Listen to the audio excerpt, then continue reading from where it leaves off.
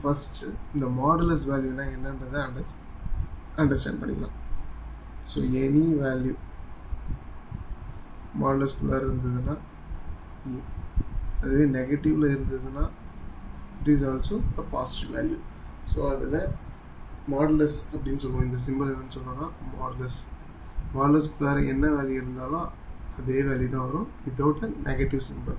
பாசிட்டிவாக தரக்கூடியது தான் என்னது மாடுலஸ் வேல்யூ. ஸோ நம்ம இப்போ என்ன கம்பேர் பண்ண போகிறோம்னா modulus 5/13 and modulus -11/13.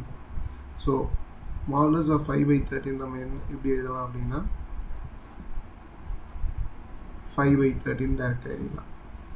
Otherwise modulus of -11/13 அது எப்படி எழுதலாம்னா 11/13. இப்போ கம்பேர் தான் பண்ண சொல்லியிருக்காங்க. ரெண்டுத்துக்குமே டினாமினேட்டர் என்ன அப்படின்னா சேம் டினாமினேட்டர். இப்போ நியூமரேட்டரை நம்ம கம்பேர் பண்ணலாம். 5 and 11 which one is greater? 11. So modulus -11/13 is greater than modulus 5/13 even though it is a non-negative number இருந்தாலும் நெகட்டிவ் நம்பர் தான் greater. ஏன் அப்படின்னா மாடுலஸில் இருக்குது. மாடுலஸ் இருக்கிறதுனால அது வேல்யூ என்ன எடுத்துக்கலாம்னா பாசிட்டிவ் வேல்யூவாக எடுத்துக்கலாம். கிளியரா?